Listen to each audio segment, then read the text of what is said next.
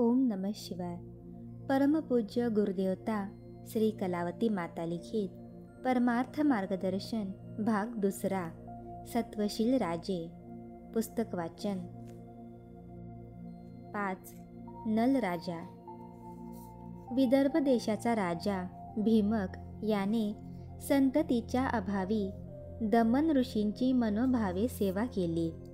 त्यांच्या आशीर्वादाने भीमकाला 3 पुत्र व 1 कन्या अशी 4 अपत्ये झाली. राजाने आपल्या गुरूंची सतत आठवण व्हावी या उद्देशाने मुलांची नावे दम, दांत, दमन व दमयंती अशी ठेवली. दमयंती ही रूपाने अत्यंत सुंदर असून उपजतच तिच्या कपाळाच्या मध्यभागी एक अक्षयमणी होता. तो रत्नाप्रमाणे चमकत असल्याने हे एक गुरुप्रसादाचे विशेष लक्षण आहे असे राजास वाटे. नैषद देशाचा एक इसम भीमकाचा सेवक होता. दमयंती उपवर झाली तेव्हा एके दिवशी त्याने तिच्यापुढे नैषद देशाचा राजा जो नल त्याच्या रूपाचे व स्वभावाचे वर्णन केले. विदर्भ देशीचा एक इसम पण नलाचा सेवक होता. त्याने ही संधी साधून एकदा नलाजवळ दमयंतीचे वर्णन केले. त्यामुळे सहजच दमयंती ही आपली पत्नी व्हावी असे नलाला वाटू लागले. एकदा नल हा बागेत फिरत असता अवचित तेथे एक हंस आला. तो दिसण्यात अत्यंत सुंदर असल्याने त्यास धरण्याची सहजच नलाला इच्छा झाली. नल जेव्हा त्या धरण्यासाठी त्याच्याजवळ गेला तेव्हा हंस म्हणाला, हे राजा, जर तू मला जीवदान देशील तर दमयंतीशी तुझे लग्न लावण्याच्या कामी शक्य तितकी मी मदत करीन. याप्रमाणे त्या हंसाची ही मनुष्यवाणी ऐकून नलाला साश्चर्य आनंद झाला. नलाने लगेच त्यास सोडून दिले. इकडे दमयंती एके दिवशी बागेत फिरत असता नलाने जीवदान दिलेला हंस तेथे गेला आणि त्याने दमयंतीला ऐकू जाईल असे नल राजाचे वर्णन सुरू केले. हंसाची ती मनुष्यवाणी ऐकून दमयंती चकितच झाली. मागे सेवकाकडून नलाचे वर्णन ऐकल्यापासून तिच्या मनात तो विचार घोळत होताच त्यात यावेळी अधिकच भर पडली. त्यामुळे तिच्या मनात नलाला वरण्याचे विचार जोरात उफाळू लागले. कन्येचे मनोगत कळताच सुमुहूर्त पाहून भीमक राजाने दमयंतीचे स्वयंवर मांडले. आमंत्रणावरून देशोदेशीचे राजे जमले. त्यावेळी दमयंतीच्या रूपाचे वर्णन ऐकून इंद्र, वरुण, अग्नी व यम हेही पण तेथे हजर झाले. इंद्राने प्रथम गुप्तपणे नलाची ओळख करून घेतली आणि त्याला तो म्हणाला, आम्ही 4 दिक्पाल स्वयंवराला आलो आहोत. तू आमचे दूतत्व पत्करून आम्हापैकी कोणा एकाल तरी दमयंतीने माळ घालावी अशी खटपट करशील काय? नल म्हणाला, मी खात्रीने खटपट करीन, पण अंतःपुरात मला कसे जाता येईल? तेव्हा इंद्र म्हणाला, मी तुला एक मंत्र देईन, जेणेकरून तू अंतःपुरात जाऊन एकटाच दमयंतीला भेटू शकशील. त्याप्रमाणे नल दमयंतीच्या महालात गेला. तिने त्याची विचारपूस केली. तेव्हा नलाने आपण इंद्राचा दूत असल्याचे सांगून दिक्पालांना वरण्याविषयी तिला अनेक प्रकारे उपदेश केला. परंतु नलाशिवाय इतर पुरुष मला पित्यासमान आहेत असे तिने नलास उत्तर दिले. त्यावर दिक्पालांना नलाने तिचे मनोगत कळविले. तेव्हा इंद्र म्हणाला, नला, मी तुला दुसरी एक युक्ती सांगतो, त्याप्रमाणे तू कर. आम्ही 4ही तुझे रूप धारण करतो व तू आमच्यामध्ये बैस, म्हणजे दमयंती कोणाला माळ घालते ते पाहू. त्यानंतर भीमकाच्या आज्ञेनुसार हातात माळ घेऊन दमयंती प्रत्येक राजपुत्रास पाहत पाहत स्वयंवर मंडपात हंसगतीने जाऊ लागली. शेवटी दासीने सांगितलेल्या खुणेवरून नल जेथे बसला होता तेथे ती आली, परंतु पाचही जण नलासारखे दिसल्यामुळे ती मनात कचरली. त्यातला खरा नल कोणता हे काही केल्या तिच्या लक्षात येईना, म्हणून तिने पित्याकडे वळून पाहिले. त्यावर भीमकाने तिला जवळ बोलावून काही खुणा सांगितल्या. तेव्हा ती पुन्हा एक वार सर्व फिरून नल बसला होता तेथे आली. तिने त्या 5 जणांकडे निरखून पाहिले. तेव्हा तिला चौघांच्या पापण्या हलत नाहीत, त्यांची सावलीही दिसत नाही. तसेच ते आधांतरी बसले आहेत असा फरक दिसून आला. त्यामुळे सहजच तिला नलाला ओळखता आले.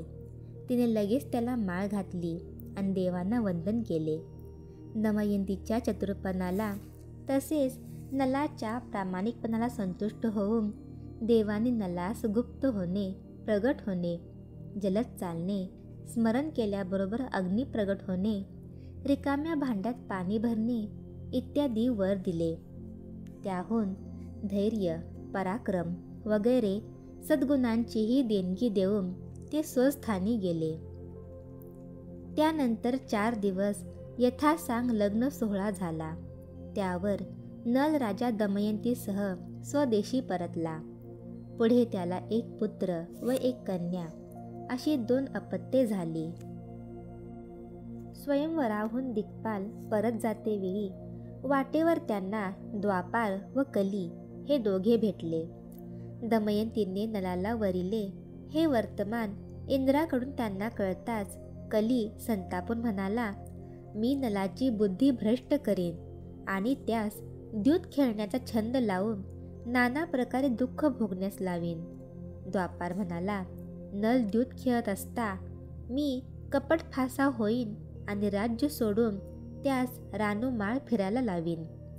याप्रमाणे उभयता प्रतिज्ञा करून ते नलाच्या गावी गेले आणि दिक्पाल हे स्वस्थानी परतले.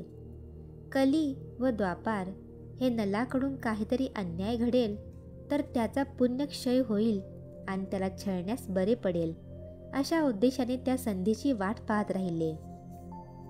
नल राजा हा मोठा पुण्यवान होता.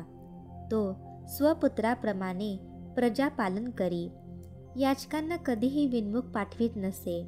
तो भगवत सेवेत सदा तत्पर, सत्यवंत, उदार, अग्नीसारखा पवित्र, दंडाविषयी तर जणू यमधर्मच.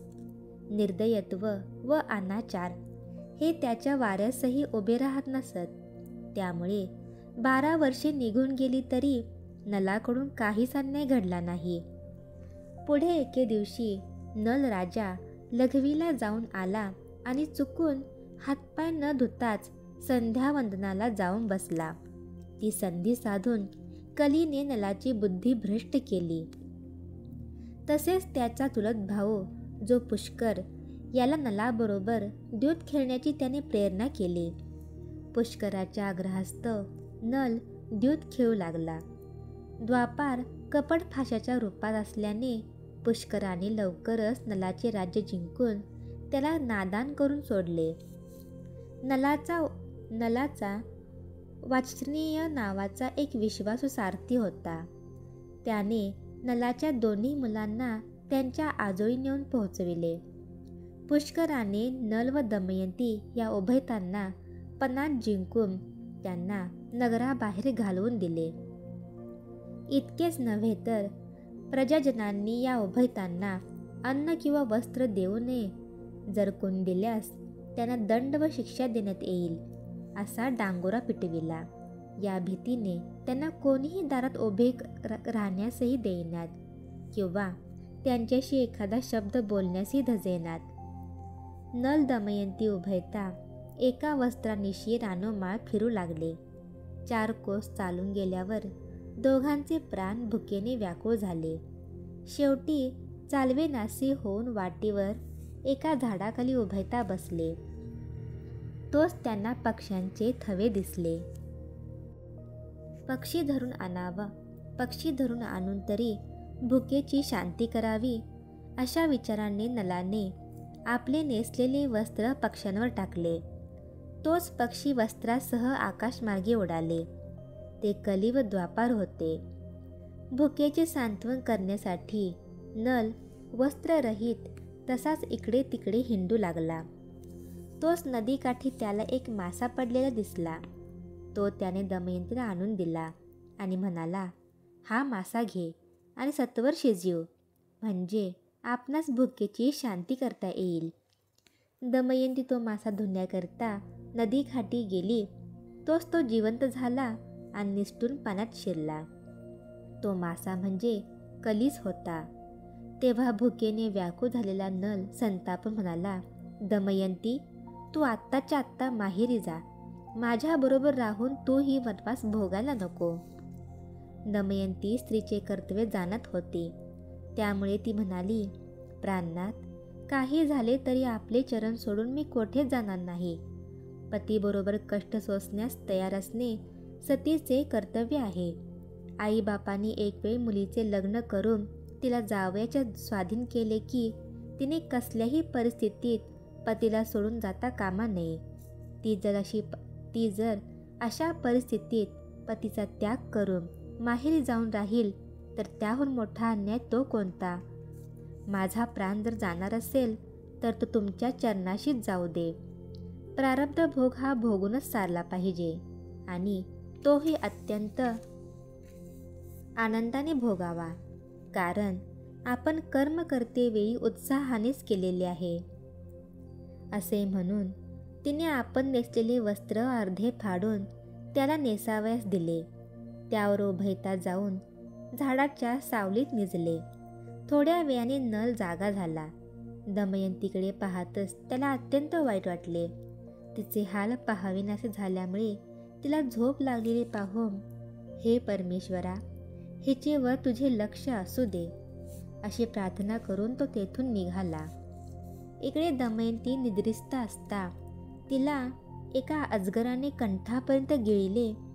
तोच ती जागी झाली आणि पाहते तर जवळ नल दिसेना व दुसरी गोष्ट म्हणजे आपण अजगराच्या तोंडात सापडले आहे. त्यामुळे ती आक्रोश करून रडू लागली. इतक्यात एक व्याध तेथे आला. त्याने अजगराचे पोट फाडून तिला मोकळे केले. त्या समयी काही व्यापारी त्या रस्त्याने जात होते. त्यांनी तिची विचारपूस करून तिला धीर दिला आणि आपल्याबरोबर घेऊन जाऊन चैद्यपुराला नेऊन पोहोचविले. तेथील राजा सुबाहू याच्या आईने आपल्या मुलीप्रमाणे मानून दमयंतीला आश्रय दिला. इकडे नल वनात फिरत असता एकाएकी चोहोकडून वणवा लागला. त्यात कर्कोटक नावाचा साप अडकला होता. तो आपल्याला एक वेळ या संकटातून पार कर म्हणून नलाला विनवू लागला व म्हणाला, मी उन्मत्तपणाने साधूंची नेहमी निंदा करीत असे, त्यामुळे नारदाने मला शाप दिला. तेने करून मी हा देह पावलो. मी जेव्हा गळगळीला येऊन त्यांच्या पायी लोळण घेतली तेव्हा नलाच्या हस्ते तुझा उद्धार होईल, असा त्यांनी उशाप दिला. करिता या वनव्यातून तू मला एक वेळ बाहेर काढ. तुला उचलता येईल एवढे लहान रूप मी घेईन. त्यावर नलाने कर्कोटकाला खांद्यावरून नेऊन वनव्याच्या बाहेर सोडले. तोच त्याने नलाला दंश केला आणि म्हणाला, नला, तू काही चिंता करू नकोस. माझ्या दंशाने तुला विषबाधा होणार नाही. फक्त शरीराचा रंग मात्र काळा होईल. तेने करून लोकांना तुला ओळखता येणार नाही. मी एक वस्त्र तुला देऊन ठेवीन. जेव्हा तुला लोकात प्रगट व्हावयाचे असेल तेव्हा माझे स्मरण करून ते वस्त्र तू अंगावर पांघरून घे, म्हणजे तुझ्या शरीराचा रंग पूर्ववत होईल. इतके बोलून तो सर्प अंतर्धान पावला. त्यानंतर नल अयोध्येचा राजा जो ऋतुपर्ण त्याच्याकडे गेला. राजाने विचारले, तू कोण आहेस? नल म्हणाला, माझे नाव बाहुक असून मी घोड्यांची परीक्षा व पाकशास्त्र जाणतो. हे ऐकून राजाला आनंद झाला. त्याने नला सर्व सारथ्यांचा पुढारी म्हणून नेमले. याप्रमाणे नल राजा ऋतुपर्ण राजाच्या सेवेत दिवस घालवू लागला. इकडे भीमक राजाला नल दमयंतीसह रानोमाळ फिरत आहे अशी बातमी लागली तेव्हा जो त्यांचा शोध लावील त्यास 1000 गायी व द्रव्य बक्षीस देणार, अशी भीमकाने दवंडी पिटविली. तेव्हा त्याच गावचा सुदेव नावाचा एक गरीब ब्राह्मण नल दमयंतीच्या शोधार्थ निघाला. तो प्रथम चैद्यपुरीला गेला. त्याला पाहताच राजमातेने त्याच्या येण्याचे कारण विचारले. इतक्यात दमयंतीचे लक्ष सुदेवाकडे गेले. तोच तिला रडू कोसळले. तेव्हा राजमातेने तिला एकांतात बोलावून नेऊन रडण्याचे कारण विचारले. त्या समयी दमयंतीने आजपर्यंतची इत्थंभूत हकीकत तिला सांगितली. राजमाता ही दमयंतीची सख्खी मावशीच असल्याने तिला अत्यंत वाईट वाटले. तिने दमयंतीस अभ्यंग स्नान करून वस्त्रभूषणे लेवविली आणि तिला सुदेवाबरोबर माहेरी पाठवून दिले. दमयंतीला पाहिल्याबरोबर तिची मुले तिला मिठी मारून रडू लागली. दमयंतीने पतीच्या ध्यासाने अन्न पाणी वर्ज्य केले होते, त्यामुळे ती अत्यंत क्रुश झाली होती. राज्यातून बाहेर पडताना तिने जे केस मोकळे सोडले होते ते अद्याप तसेच होते. तिला पाहून आईवडिलांना भडभडून आले. आपल्या कन्येचा शोध लावल्याबद्दल राजाने लगेच सुदेवाला 1000 गायी आणि वर अपार द्रव्य देऊन संतुष्ट केले. दुसरा परनाद नावाचा ब्राह्मण अयोध्येला गेला होता. तेथून तो शुभवार्ता घेऊन आला आणि दमयंतीला म्हणाला, तुझा पती अयोध्येत असून तो तेथे बाहुक या नावाने सारथ्याचे काम करत आहे. मी विदर्भ देशाहून आलो हे कळताच त्याने मला एकांतात गाठून तुझ्याबद्दल आपुलकीने चौकशी केली. मी तुझी हकीकत सांगताच त्यास रडू कोसळले. परनादाचे हे शब्द ऐकताच आपल्या पतीचा पत्ता लागला याबद्दल दमयंतीला अत्यंत आनंद झाला. त्यावर नलाला आणण्याकरिता सुदेवाला तिने एक युक्ती सांगितली. सुदेव अत्यंत चतुर होता. त्याने अयोध्यापतीस भेटून दमयंतीने सुचविल्याप्रमाणे दमयंतीचे पुन्हा स्वयंवर मांडले असून उद्या सूर्योदयापूर्वी जो कोणी राजा येईल त्याला तिने माळ घालण्याचे ठरविले आहे. ही बातमी तुम्ही गुप्त ठेवावी, नाहीतर काहीतरी अडथळा निर्माण होण्याचा संभव आहे, असे सांगितले आणि लगेच तो तेथून परतला. सुदेव निघून गेल्यावर राजा ऋतुपर्ण बाहुकाला म्हणाला, उद्या सूर्योदयापूर्वी मला भीमक राजाला भेटण्याकरिता जायचे आहे. तेव्हा तू वायुवेगाने घोडे चालवले पाहिजेस. ते ऐकताच बाहुक घोड्याच्या पागेत गेला. सर्व घोड्यांमधून रोडके असे 2 घोडे त्याने शोधून काढले. ते पाहून ऋतुपर्ण म्हणाला, बाहुका, चांगले चांगले घोडे सोडून असले रोडके का म्हणून तू पसंत केलेस? तुझ्या मनात मला वेळेवर पोहोचवायचे नाही असे वाटते. बाहुक म्हणाला, महाराज, घोडे कसे काय आहेत हे रथात बसल्यावर आपल्या लक्षात येईल. ठरविल्याप्रमाणे दुसरे दिवशी ऋतुपर्ण रथात बसला. बाहुकाने इतक्या जोरात रथ हाकला की आपला शेला उडाला म्हणून राजाने, बाहुका, रथ थांबव असे म्हणताच बाहुकाने लगेच रथ थांबविला. तरी पण शेला 12 कोसावर राहून गेला. यावरून नलाने चांगले घोडे निवडून काढले याबद्दल ऋतुपर्णास आनंद झाला. तसेच बाहुकाची योग्यता पण त्यास कळून चुकली. रथ जेथे थांबला तेथे एक बिब्याचे झाड होते. या झाडास पाने किती असतील असे सहज बाहुक बोलून गेला. तेव्हा राजाने चटकन एक आकडा सांगितला. त्यावर बाहुकाने झाडाची पाने मोजून पाहिली असता बरोबर तितकीच असल्याचे आढळून आले. त्यावर बाहुक म्हणाला, मी तुम्हाला अश्वविद्या शिकवितो, तुम्ही मला ही अक्षविद्या शिकवा. नलाच्या हृदयात अक्षविद्येने प्रवेश करताच कलीच्या अंगाचा दाह होऊ लागला. त्यामुळे लगेच तो बाहेर पडला आणि नलाला म्हणाला, मी आत्तापर्यंत तुला नाना प्रकारे छळले तरी तू आपले सत्य सोडले नाहीस, म्हणून मी तुझ्या खुश झालो आहे. यापुढे तुलाच नव्हे तर तुझे स्मरण करणाऱ्याला देखील मी छळणार नाही. त्यानंतर तो बिब्याच्या वृक्षावर जाऊन बसला. याकरिता बिब्याचे झाड अमंगल समजले जात असून त्याच्या सावलीत कधी कोणी बसू नये असे सांगतात. विदर्भ नगरीला रथ जाऊन थांबताच तेथे स्वयंवराची काहीच खूण दिसली नसल्याने ऋतुपर्ण जरा चपापला. आपल्या ऐकण्यामध्ये चूक झाली असावी असे वाटून तो अत्यंत लज्जित झाला.